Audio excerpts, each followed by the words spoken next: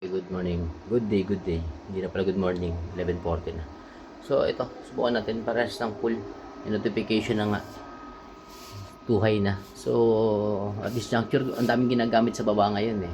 As you can see, 700. Nagsi 700 yung ano kasi nagwa-washing machine. Yan, nagsi 600, 700. Kasi yung dryer, may repa yun. Tapos may TV pang malaki, 65 inches. So, puno pa rin siya. So, gamit lang tong 100 AH na to. Kasi tatlong panel to eh. Dalawang PV dito na 3 na 620 watts. So naka-series yan, diretso sa flow watt na 3 kW. Tapos sinuportahan ko pa ng isang 24 watt dito.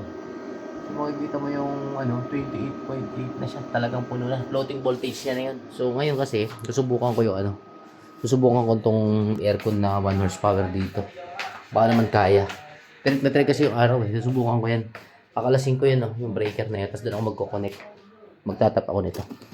Tatap na lang ako ng extension. So, yan yun.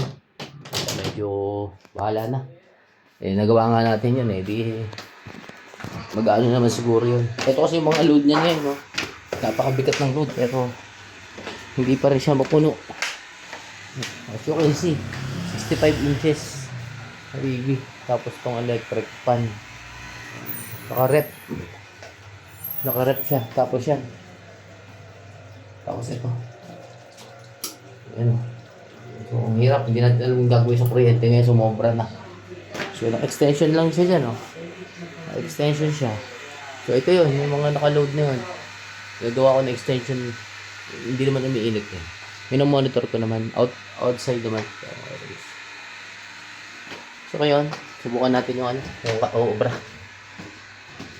Gawin natin yung bahala na. Bahala na.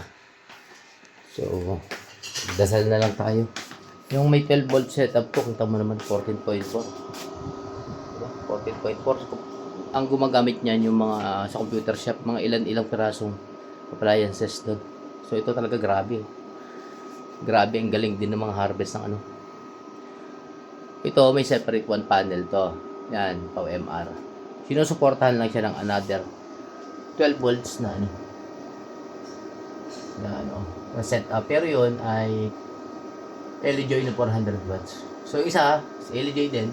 Pero sinusupport naman niya itong 24 setup. Okay, balikan ko kayo after ng aircon.